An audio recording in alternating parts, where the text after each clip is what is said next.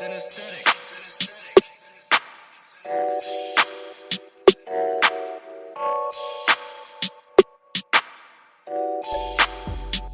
news, breaking news, everyday news on Prince Miller Entertainment TV. Remember guys to like, share, comment and follow and turn on the notification bell. Today is the 27th of June 2022.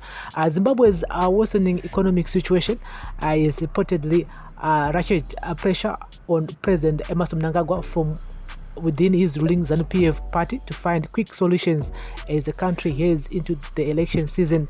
The spectre of the grim 2008 era, defined by hyperinflation, is looming large in the Southern African country after the year-on-year inflation shot up to 191.7% in June from 131.7% in May, according to the latest official figures. Price increases have become a daily occurrence, leaving desperate workers unable to cope as wage and salaries fail to keep pace. A panicked Mnangagwa promised on Friday to announce fresh concrete measures to tame inflation and unwarranted increases towards securing the incomes and savings of our people, especially women. He said this while officially opening Zanu PF 7th National Women's League Congress in Harare. Mnangagwa appears stumped, unable to deal with the rapaging inflation or halt the slide of the local currency against the US dollar. Finance Minister Zimbabwe is likely to announce the measures at a press conference this morning. On the parallel market, the rate was $1 US dollar as to 650 Zimbabwe dollar the weekend, compared to 360 on the official market. Party organs are reportedly increasingly becoming restless, worried that the economic meltdown could cost the ruling party dearly in elections expected next year. There are also strong indications that the cabinet is sharply divided over how to deal with the situation, with some ministers calling for dollarization while others are advocating for the status quo to stay.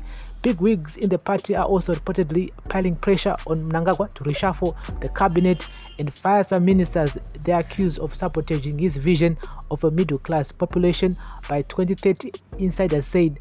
The Zanu PF Women's League on Friday implored Mnangagwa to put in place stringent measures to stem corruption that now infects his cronies, which has emerged as the major force blending the economy.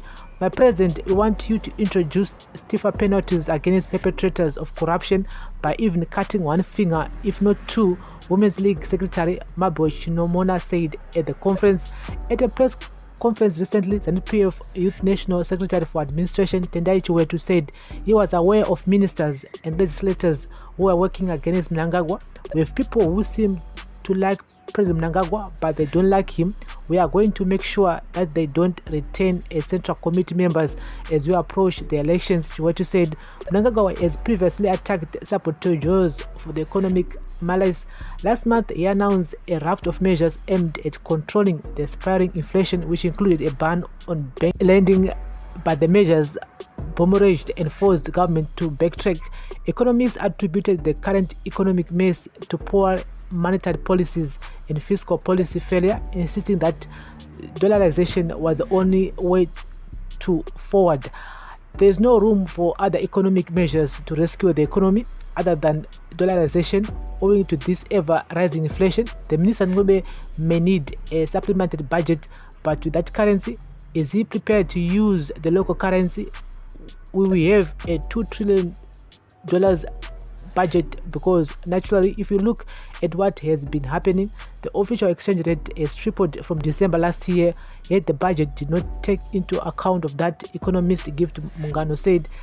Expectation was that by the end of the year, the official exchange rate would be around 200, but now it's already 350.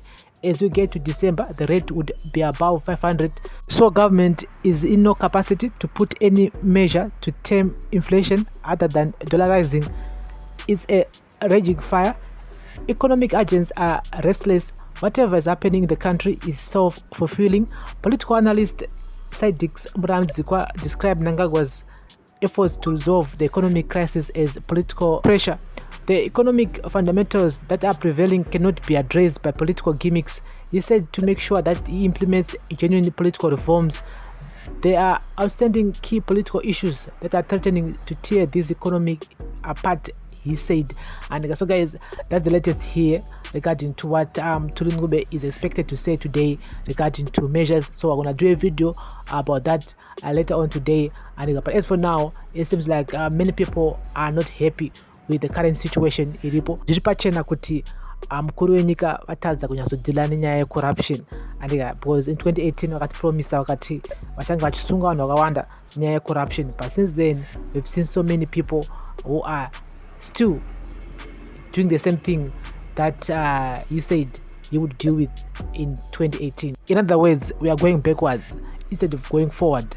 And so we're gonna keep you guys in the loop regarding to those measures Awaka promised president on Friday at the Zanu PF National Women's League Congress. And so this is a daily news, breaking news, everyday news on Prince Miller Entertainment TV. Remember to like, share, comment and follow. Bless up.